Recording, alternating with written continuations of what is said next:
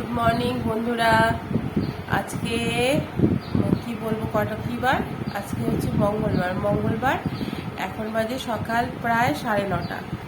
তো আমি ঘুম থেকে উঠেছি 8:30টার সময়। আমার শরীরটা ম্যাক্সিমাম খারাপ। কালকে তো বলেইছিলাম ব্লগে যে আমার শরীরটা খুবই খারাপ। তো কালকে রাতেও ঘুমিয়েছি অনেক, রাতে 3টের দিকে ঘুম আসছিল না, শরীর খারাপ। আর দেখো এই চোখটা পুরো কেমন হয়ে গেছে, এই চোখটা দিয়ে পুরো জল পড়ছে আর প্রচণ্ড ব্যথা চোখটা, বুঝতে পারছি না কেন। আর এই সাইডটা ব্যথা করছে খুব। সর্দি তো আছে, কাকে একটু গাটা প্রচণ্ড ব্যথা করছিল অসহ্য। তারপরে আমি ক্যালপল খেলাম 650, খাওয়ার পরে ঠিক হলো। এখন আজকে সকাল থেকে একটু ফ্রেশ লাগছে শরীরটা। তো এখনও চা খাইনি, উঠে ব্রাশ টাশ করে বসে আছি। চা করবো, এখন চা খাবো না। মেয়ে ওঠেনি এখনো, মাও উঠেছে। তো এখন আমি আর মা চা খাবো। চাটা খেয়ে তারপর করবো ব্রেকফাস্টের প্রিপারেশন। তো দেখি আজকে কি ব্রেকফাস্ট বানাই। তো যদি পারি তোমাদের সাথে অবশ্যই শেয়ার করবো। আর যদি মা করে ব্রেকফাস্ট তাহলে দেখাবো কি করলো। আর এখন তো চা খাবো, চা করবো। আজকে তো নিরামিষের দিনে, তো মঙ্গলবার করে নিরামিষ। তো দেখি আজকে কি রান্না করা যায়। যদি শেয়ার করতে পারি তোমাদের সাথে রান্নাটা শেয়ারও করবো। এই শরীরের উপর ডিপেন্ড করছে শরীরটা এখনও খুব একটা ভালো না। ব্লগটা তো শুরু করে দিলাম, দেখি কতদূর কি দেখাতে পারি আজকে। যদি সব কিছু ঠিক থাকে তো অবশ্যই তোমাদের সাথে সব কিছু শেয়ার করবো, বেশিরভাগটাই শেয়ার করবো। আর শরীর খারাপের কথা না আমার বলতেই ইচ্ছা করে না। যদি শরীর খারাপ না হয়ে থাকে, আর শরীরের কথা তো বলতেই ভালো লাগে না।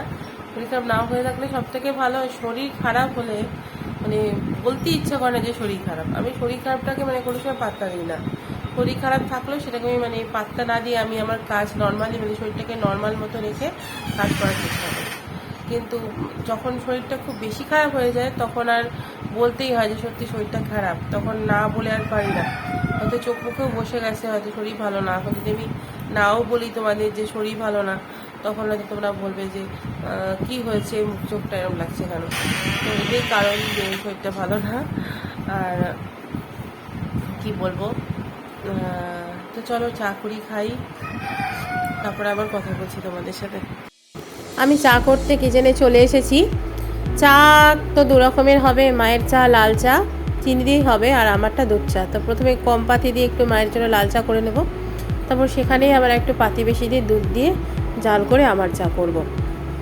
তারপর দুজন একসাথে চা খেয়ে নেব। আর পাশে দেখো দুধ জাল হচ্ছে মেয়ের জন্য। মেয়ে এখনও ওঠেনি, মেয়ে উঠলে ওকে দুধ কর্নফ্লেক্স খাওয়াবো। তো দুধটা একটু গরম করে রাখা হচ্ছে, যাতে কর্নফ্লেক্সটা বেশি গরম দুধে দিলে পরে আবার বেশি নরম হয়ে যায়।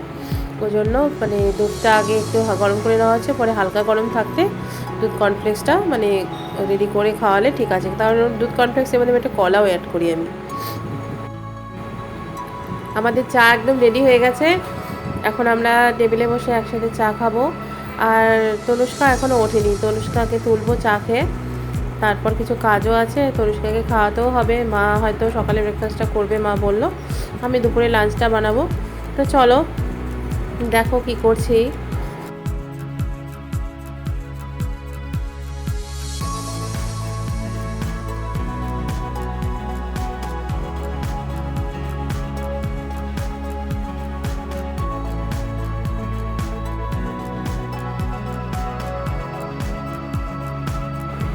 দেখো আমার কন্যা উঠে গেছে, এখনও মোবাইলে গান দেখছে, মুখ টুক ধোয়ানো হয়ে গেছে।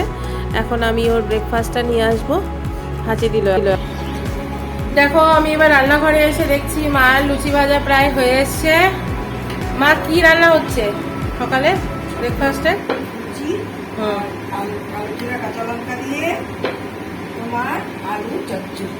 লুচি আলু চচ্চড়ি, বাহ সেই ব্যাপার। তো আমি এদিকে তনুষ্কাকে এখন খাওয়াচ্ছি, খাওয়াবো আর কি, রেডি করছি। আর মা এদিকে ব্রেকফাস্টটা বানাচ্ছে। তনুষ্কাকে সকালবেলা ঘুম থেকে ওঠার পর একটু দেখতে হয়, এই জন্য সকালে খাওয়াটা এদিকে মাই বানায়। আমি ওইদিকে তনুষ্কার ওইদিকে যাচ্ছি। এরকম লুচি ফুলছে কি সুন্দর। মার হাতে লুচিগুলো খুব ভালো ফোলে। এগুলো তো পুরোই আটার লুচি, একটু ময়দা নেই কিন্তু এর মধ্যে, ঠিক আছে। তো মা করুক, আমি যাই তনুষ্কাকে খাওয়াই। তনুষ্কার দুধ কনফ্লেক্স রেডি করে এখন ওর কাছে নিয়ে যাব। এটাকে প্রথমেই দুধে একটু ভিজিয়ে রেখে তারপর এটাকে আমি একটু নরম হয়ে গেলে চটকে নিই, তারপর ওর মধ্যে একটা কলা দিয়ে চিনি দিয়ে মেখে ওকে খাইয়ে দিই। তো এখন আমি ওকে খাওয়াবো। মাঝখানে দুদিন ওকে দুধ কনফ্লেক্স দিইনি, সকালবেলা ওকে দিয়েছিলাম ভাত, কিন্তু দুদিন ভাত খাওয়ার পরে 3 দিনের থেকে আর খেতে চাইছে না, বলে মাম্মি আমি কর্নফ্লেক্স খাবো, কর্নফ্লেক্স খাবো। তো কর্নফ্লেক্সটাকেও কমপ্লেক্স বলে, বাচ্চার উচ্চারণ, ডোন্ট মাইন্ড, কিছু মনে করো না তোমরা। তো এখন খাচ্ছে দুধ কর্নফ্লেক্স। আর সকালে ঘুম থেকে উঠে আমি ওকে সবার আগে একটু গরম জল খাইয়ে দিই, তাহলে পেটটাও পরিষ্কার থাকে। আর বাচ্চাদের জন্য এখন যে সিজন, তাতে হালকা গরম জল খাওয়াতে খুবই ভালো। আর কর্নফ্লেক্সের সাথে আমি তুলসী পাতা মিশিয়ে অবশ্যই খাওয়াই, কিন্তু আজকে খাওয়াইনি, আজকে আমি পরে ওকে তুলসী পাতা দিয়ে মধু দিয়ে খাইয়ে দেবো।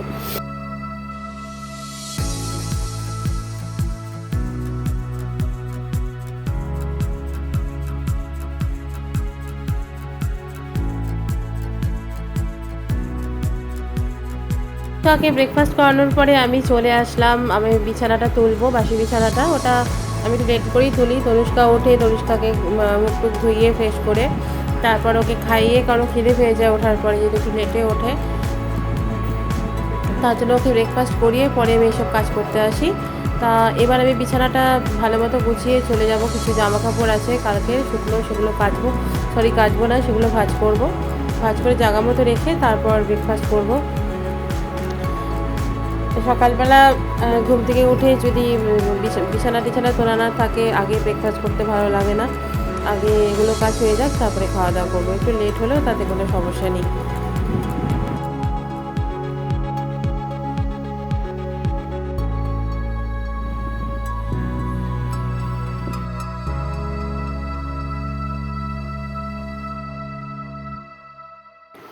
জামা কাপড় ভাঁজ করতে করতে দেখলাম যে আমি যে কুর্তিটা পরে গেছিলাম সেদিন জলপাইগুড়িতে, সেই কুর্তিটাও তো ধুয়েছি মিরুদিকে দিয়ে, কিন্তু মিরুদি এমন করে জামা কাপড় ধোয় না ঠিকমতো, মেলেও না। ভালো কুর্তি এমন করে, আমি সাধারণত ভালো জিনিস ওর হাতে দিই না, আমি নিজেই ধুই, কিন্তু সেদিন দিয়ে দিতে হয়েছিল বাধ্য হয়ে, কোনো শরীরটাও ভালো ছিল না, ও কেচে দিয়েছে। আর কাচার পরে এমনভাবে চেপে, তাতে কি হয়েছে, আমার কুর্তিটা একদম কুঁচকে গেছে, এখন ওটা ইস্তারি না করে আমি পরতে পারবো না।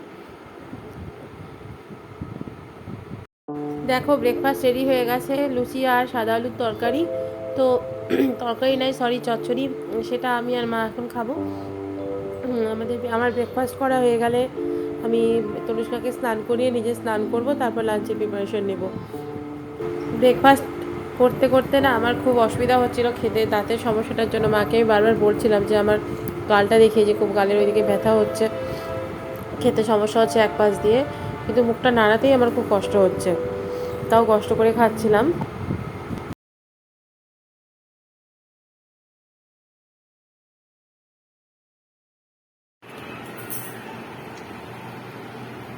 এখন বাজে দুপুর, হ্যাঁ 2টো, ঠিক আছে। আমরা এখনো লাঞ্চ করিনি, লাঞ্চ করব। আমি রান্না করছি, রান্না মানে খুব ধীরে ধীরে করছি, মানে করতেই পারছি না। মা স্নান করে ঠাকুর ঘরে গেছে, মা আর কত করবে, সকালবেলা তো করলই রান্না বান্না। তাই আমি বাথরুমে গেছি, বাথরুমটা এত পিছল হয়েছে স্নান করতে, এত মানে পিছল হয়েছে, সে পিছলে আমি পড়েই যাচ্ছিলাম মেয়েকে স্নান করাতে গিয়ে। তারপর ভাবলাম যে না, বাথরুমটা আবার পরিষ্কার করতে হবে। রিসেন্ট আমাদের জলের কাজটা হওয়াতে না আমাদের বাথরুমটা প্রচণ্ড পিছল হয়ে গেছে, মানে নতুন জল ফিল্টার করা, মানে ফিল্টারটা নতুন করে আবার করা হয়েছে, তাতে নতুন বালি দেওয়া হয়েছে, এই জন্য জলটাও বেশ পিছল আমার মনে হচ্ছে, তার জন্য বাথরুমটা খুব তাড়াতাড়ি পিছল হয়ে যাচ্ছে। তো বাথরুম পরিষ্কার করলাম, এই শরীর নিয়েই করলাম, মানে এত পিছল হয়ে গেছে, আমার মেয়েটা বাথরুম করতে গেলে বারবার করবে, তার জন্য ওর কথা চিন্তা করেই করতে হলো। করে টরে বেরিয়ে তারপর আমি একটা সময় রান্নাঘরে ঢুকেছি, রান্না করেছি ভাত, মসুরির ডাল, আর এখন সয়াবিন করছি, আর পাঁপড় ভাজা করে নেব, আর কিছু করব না। তো আজকে তো মঙ্গলবার, তোমাদের বলেছিলাম আজকে আমরা নিরামিষ খাই, কিন্তু নিরামিষ খেলেও আমি সোমবার, মঙ্গলবার, শনিবার 3 দিন নিরামিষ খাই সপ্তাহে। আর সোমবার আর শনিবারটা আমি পেঁয়াজ রসুনও খাই না, কিন্তু মঙ্গলবার দিন আমি পেঁয়াজ রসুনটা খাই, মাছ মাংস ডিম আমি খাই না। তো এটা কি করছো, ফ্রিজটা বন্ধ করো, ঠান্ডা লেগে যাবে, বন্ধ করো। আমার শরীর ভালো না, তোমার কিন্তু শরীরটা ঠিক রাখো তুমি। ওইদিকে যাও, ওইদিকে যাও, ওইদিকে যাও, ওইদিকে যাও, ওইদিকে যাও। তারপরে কি হয়েছে, এই জন্য আজকে তো সয়াবিন, তারপর মুসুর ডাল, মঙ্গলবার করে আমরা মুসুর ডাল খাই, ঠিক আছে, ওটা আমাদের মানে আমরা খাবোই, ছোটো থেকে খাই। তার জন্য যদি পেঁয়াজ রসুন নাও খাই তাও আমরা মানে 5 ফোড়ন দিয়ে হলো মুসুর ডালটা আমরা মঙ্গলবার করে খাই, ওটা নাকি খাওয়া খুব ভালো। তো মুসুর ডালের মধ্যে পেঁয়াজ রসুন দিয়ে আজকে করেছি, সয়াবিনটাও পেঁয়াজ রসুন দিয়ে করেছি। আর আমি তো আগেই তোমাদের বলেছি আমাদের বাড়িতে 2টো পাক আছে, নিরামিষ আর আমিষ। আমার মা যেহেতু নিরামিষ খায় তার জন্য নিরামিষের দিনে নিরামিষ পাকেই সব রান্না হয় সবারটাই, আর অন্যান্য দিন শুধু ভাত আর মায়ের নিরামিষ রান্নাটা মায়ের নিরামিষ পাকে হয়। সরো। আর বাদ বাকি দিন অনুষ্কা খুব ডিস্টার্ব করছিল। আর বাদ বাকি দিন যে হয় নিরামিষ, মানে যেদিন করে মানে আমি আমার মেয়ে নিরামিষ খাই, তো সোম মঙ্গল শুক্র সেদিন আমাদের রান্নাটাও মায়ের ওখানেই হয় নিরামিষ রান্নাটা। আর মাছ মাংস রান্না করার জন্য আমাদের আলাদা একটা গ্যাস ওভেন আছে, আলাদা পাক আছে, ঠিক আছে। তো সেটা সেরকম হয়তো ভালো মতো করা নেই, তো মোটামুটি একটা আলমারির উপরে আমি ওভেনটা বসিয়ে নিয়েছি, পুরোনো একটা আলমারি, তার মধ্যে আমি রান্না করি, ঠিক আছে, আমিষটা আর কি। আর নিরামিষটা তো ভালো জায়গায় রান্না হয়। তো বলছিলাম যে আপনারা হয়তো ভাবতে পারেন যে আমার মা নিরামিষ খায় তো পেঁয়াজ রসুন কেন খাচ্ছে। আমার মা কিন্তু পেঁয়াজ রসুনও খেত না। আমার বাবা এক্সপায়ার করার পরে আমার মা অনেকদিন পেঁয়াজ রসুন খায়নি, মানে মাছ মাংস কিন্তু খেতই না, এখনও খায় না, বা পেঁয়াজ রসুনটাও তখন খেত না। তো হঠাৎ করে মা একবার অসুস্থ হয়ে পড়ে। আমি যখন ছোট, মানে যখন আমি উচ্চ মাধ্যমিক দেইনি তখন আমার বাবা এক্সপায়ার করেছেন। তারপরে মানে আমি যখন কলেজে উঠলাম, 2nd ইয়ার কি 3rd ইয়ারে পড়ি, তখন মা অসুস্থ হয়ে পড়ে, একবার হসপিটালাইজ করতে হয়েছিল। আমার সোডিয়াম পটাশিয়াম সব কমে গেছিলো, মানে খাওয়া দাওয়া করতো না ঠিক মতো, তার জন্য মানে মার কিছু কমে গেছিলো। তো ডাক্তার বললো ওনাকে অন্তত পেঁয়াজ রসুনটা খেতে হবে, নাহলে পরে ওনার শরীর দিনকে দিন আরো ব্রেক করে যাবে। তো মাছটাও খেতে বলেছিল, তাই মাকে বললাম ডিম মাংস না খাও, মাছটা অন্তত খাও। তো সেটাও মাকে খাওয়ানো যায়নি। তো বলে পেঁয়াজ রসুন খেতে পারি কিন্তু মাছ টাছ খেতে পারবো না, ওগুলোর গন্ধ আমি এখন সহ্য করতে পারবো না। তো যাই হোক, পেঁয়াজ রসুনটা মা খায় কিন্তু মাছ মাংস ডিম তো খায় না। তো আপনারা ভাববেন না কখনো এই যে আমার মা, আমি নিরামিষ খাই, নিরামিষ আলাদা পাক, তাই বলে আবার পেঁয়াজ রসুন রান্না হচ্ছে তো পেঁয়াজ রসুনটা খায়, ঠিক আছে। তা সোমবার আর শনিবার যেমন আমরা নিরামিষ খেলে ওর মধ্যে পেঁয়াজ রসুন খাই না, মা ওই দিনও কিন্তু নিরামিষ খায়, মানে পেঁয়াজ রসুন খায় না, মাও খায় না, শুধু মঙ্গলবার আর আদার্স দিনগুলিতে মা পেঁয়াজ রসুন খায়, ঠিক আছে। মা তো রেগুলারই মানে নিরামিষই খায়, শুধু মঙ্গলবার আর আদার্স দিনগুলোতে মা মানে সোমবার আর শনিবার বাদ দিয়ে মা সব দিনগুলোতেই পেঁয়াজ রসুন খায়। আর আমরা হচ্ছে সোম মঙ্গল শনি নিরামিষ খাই, কিন্তু মঙ্গলবার দিনটা পেঁয়াজ রসুন খাই, আদার্স দিন তো আমিষ খাই। তো কি কতটুকু বোঝাতে পারলাম জানি না, বুঝতে না পারলে অবশ্যই কমেন্ট করবেন। আর এখন আমি আমার যেহেতু মুসুর ডাল আর ভাতটা হয়ে গেছে, সোয়াবিনটা আমি রান্না করব। তো সোয়াবিনের রেসিপিটা ভেবেছি তো আপনাদের সাথে শেয়ার করব, সেভাবে করতে পারবো না, মোটামুটি শরীরটা ভালো নেই, যতটুকু পারবো শেয়ার করার চেষ্টা করব। সোয়াবিন একটা খুব কমন রান্না, এটা সবাই পারে করতে, এটা এমন কিছু আহামরি কিছু না দেখানোর মতো, কিন্তু আমি দেখাচ্ছি আজকে যে আমি কিভাবে করি পেঁয়াজ রসুন দিয়ে সোয়াবিনের রান্নাটা। এভাবে একবার আপনারা ট্রাই করে দেখতে পারেন, এটা আমার নিজস্ব রেসিপি, এটা খেতে কিন্তু খুবই ভালো লাগে, অবশ্যই ট্রাই করুন, ঠিক আছে একদিন। তো চলুন আমি দেখাই কিভাবে রান্নাটা করি, তো চলুন। ফার্স্টে আমি গরম কড়াইয়ের মধ্যে সর্ষের তেল দিয়ে দিলাম, এটা গরম হলে তারপর আমি রান্নাটা চাপাবো।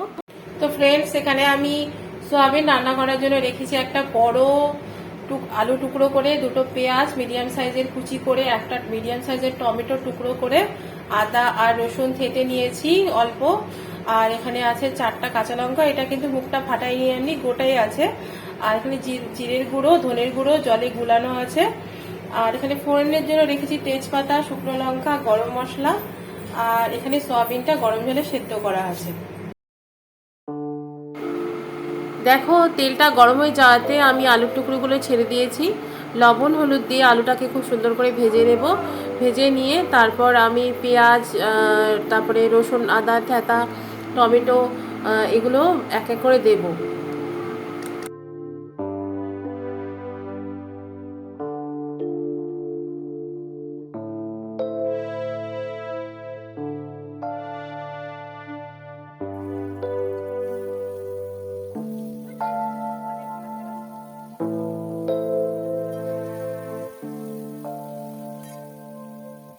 এর মধ্যে টমেটোটা দেওয়া হয়ে গেলে একটু চিনি অ্যাড করে দেব, তাহলে টমেটোটা খুব তাড়াতাড়ি মশলার সাথে মিশে যাবে। তো এখন আমি এই চিনিটা অ্যাড করার পরে সবজিগুলো খুব ভালো মতো ফ্রাই করে নেব। তো ফ্রাই করতে গিয়ে আমার মনে পড়ে গেল যে ফোড়নে যে শুকনো লঙ্কা, তেজপাতা, গরম মশলাগুলো দেবার ছিল সেগুলো আমি একদম দিতে ভুলে গেছি। তো তোমরা অবশ্যই ফোড়নেই দেবে। তো এখন দিলেও স্বাদে খুব একটা হেরফের হবে না, কিন্তু তোমরা ফোড়নেই দিও। দেখো আমার মশলাটা প্রায় ফ্রাই করা হয়ে গেছে। এবার আমি এর মধ্যে অ্যাড করে দিব জিরের গুঁড়ো, ধনের গুঁড়ো, যে জলে ভেজানো ছিল সেটা দিয়ে দেব, আর আদা, রসুন থেঁতা আর গোটা লঙ্কাগুলো দিয়ে দেবো আমি। দেখো আমার মশলাটা ফ্রাই করা হয়ে গেছে একসাথে। এবার আমি এর মধ্যে তেলটা প্রায় ছেড়ে এসছে, এর মধ্যে না আমি এবার সয়াবিনগুলো যে আমি জল ঝরিয়ে রেখেছিলাম সেদ্ধ করে, সেগুলো অ্যাড করে আবার এটাকে খুব ভালো মতো আমি ফ্রাই করব। মানে যতক্ষণ পর্যন্ত না সয়াবিনের মধ্যে মনে হচ্ছে যে মশলাটা ঢুকেছে, ততক্ষণ পর্যন্ত আমি এটাকে ফ্রাই করব। এভাবে যদি সয়াবিনটা কষিয়ে না যায় মশলার সাথে, সয়াবিনটা কিন্তু খুব টেস্ট হয়, কিন্তু ভেতরে মশলা ঢুকে টেস্টটাকে বাড়ায়। দেখো আমার সয়াবিনটা কষানো হয়ে গেছে। এবার এর মধ্যে আমি গরম জল অ্যাড করে দেবো, অ্যাড করে দিয়ে আঁচটাকে বাড়িয়ে দিব যতক্ষণ না পর্যন্ত ঝোলটা ফুটতে শুরু করছে। ফুটতে শুরু করলে আঁচটা কমিয়ে আমি ঢেকে দেবো।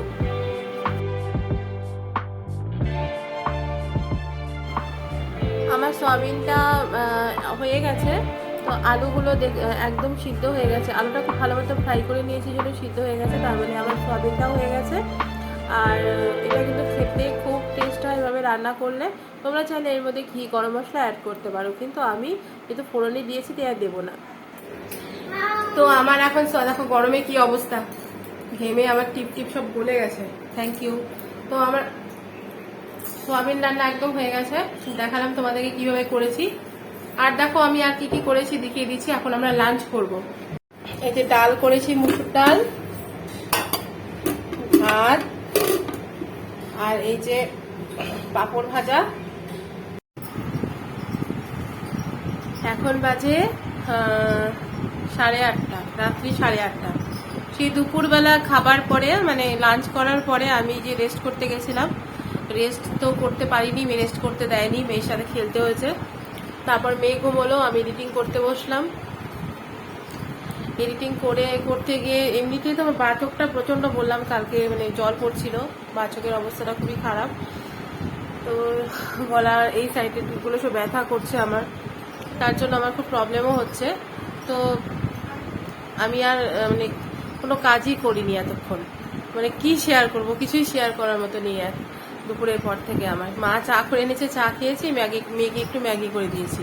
এটা আর কি শেয়ার করব তোমাদের সাথে, বসেই ছিলাম। তাই ভেবেছিলাম যে কিছু একটা হয়তো করব, সেটা শেয়ার করব, কিন্তু কিছুই আমি করিনি। আর কি শেয়ার করার মতো আছে, এত শরীরটা খারাপ। আমি দেখি আজকের দিনটা তো এত শরীর খারাপ নিয়ে আমি ব্লগটা তাও করলাম কন্টিনিউ। কালকে আমি আদৌ কোনো ব্লগ করতে পারবো কিনা আমি বুঝতে পারছি না, কারণ আমার একটু দাঁতের ডাক্তারের কাছে যেতে হবে, দাঁতেরও একটু প্রবলেম হচ্ছে আমার। সেই জায়গাটা এই জন্য হয়তো ব্যথা করছে, দাঁতের ব্যথার জন্য দাঁত দেখাতে যেতে হবে আমাকে। তো বেশি কথা বলতে গেল জিভ দিয়ে ঘষা লাগলে দাঁত ব্যথা করছে। শরীর তো এমনিতেই খুবই খারাপ বললাম, তাই তোমাদের সামনে আসলে না এই শরীর খারাপের কথা, দাঁত ব্যথা, হাবিজাবি এসব না আমার বলতে ইচ্ছে করে না। তোমাদের সামনে আসি একটু রিল্যাক্সের জন্য, তোমরাও যাতে একটু আনন্দ পাও, নিজেরও যেন ভালো লাগে, ঠিক আছে? আর সেই যদি শরীর খারাপ, শরীর অসুস্থ, এইসব নিয়ে যদি আমি গল্প শুরু করে দিই, সেগুলি বলতে ভালো লাগে না, তোমাদেরও হয়তো শুনতে ভালো লাগবে না, সেই জন্য বলতে ইচ্ছে করে না। তো যাই হোক, তাও কয়েকদিন থেকে আমাকে বলতে হচ্ছে শরীর খারাপের কথা, সেই জন্য আর কি বলবো, একই কথা বারবার, আর কিছু বলবো না। তো তোমরা প্লিজ আমার চ্যানেলটা দেখো, এবং দেখে যদি ভালো লাগে অবশ্যই লাইক করো, কমেন্ট করো, এবং প্লিজ চ্যানেলটা সাবস্ক্রাইব করো। তো তাহলে আমি বুঝবো তোমরা কতটা আমার পাশে আছো। তো ফ্রেন্ডস, আজকের মতো এতটুকুই। নেক্সট ব্লগে আবার তোমাদের সাথে দেখা হবে। Tata, good night.